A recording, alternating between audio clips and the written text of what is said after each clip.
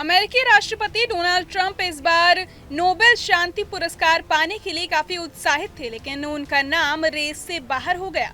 इसके पीछे की वजह क्या है, चलिए आपको बताती हूँ। क्योंकि उन्हें नामांकित करने की प्रक्रिया तय समय सीमा यानी 31 जनवरी के बाद पूरी हुई।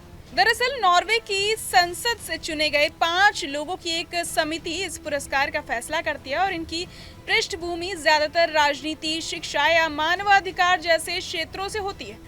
हर साल हजारों लोग नोबेल शांति पुरस्कार के लिए नाम भेज सकते हैं, जिनमें सरकारों के सदस्य, सांसद, राष्ट्रपति, विश्वविद्यालय के प्रोफेसर और पूर्व नोबेल विजेता भी शामिल होते हैं। हालांकि नामांकन की पूरी लिस्ट 50 साल तक गुप्त रहती है, लेकिन कुछ लोग खुद ही अपना या दूसरों का नाम सार्वजनिक कर देते हैं। इस साल कुल 338 उम्मीदवार दौड़ में हैं, जिनमें अंतर्राष्ट्रीय आपराधिक न्यायालय, नाटो, हांगकांग की कार्यकर्ता चाउ हैंग तुंग और कनाडाई मानवाधिकार वकील इरविन कोटलर जैसे नाम सामने आए हैं। समिति फरवरी से लेकर सितंबर तक लगातार बैठकों में इन नामों पर विचार करती है और अगस्त-सितंबर में निर्णय लेती है।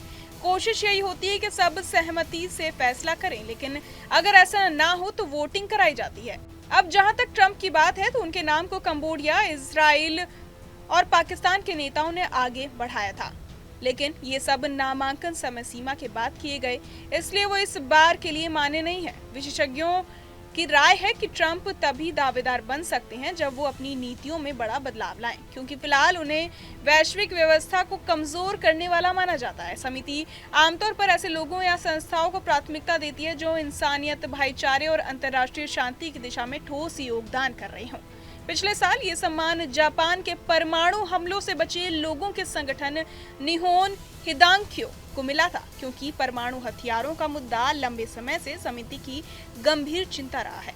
विजेता को नोबेल पदक, एक डिप्लोमा, करीब $1.19 मिलियन यानी लगभग 10 करोड़ रुपए और वैश्विक स्तर पर पहचान दी जाएगी। इस बार का नॉर्वे के ओस्लो में 10 अक्टूबर को ऐलान होगा और असली पुरस्कार समारोह अल्फ्रेड नोबेल की पुण्यतिथि 10 दिसंबर को ओस्लो सिटी हॉल में आयोजित किया जाएगा।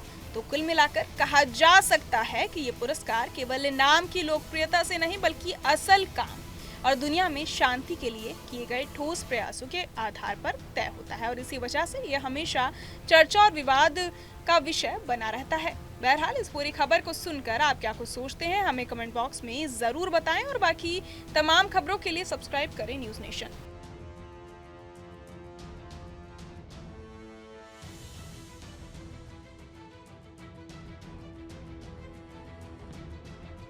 जहाँ भक्ति है हर शब्द में, कथाओं में छुपे हैं दिव्य रहस्य और ज्योतिष देता है जीवन को दिशा। धर्म से जुड़ी हर बातों को जानने के लिए हमारे चैनल स्तुति को सब्सक्राइब करें।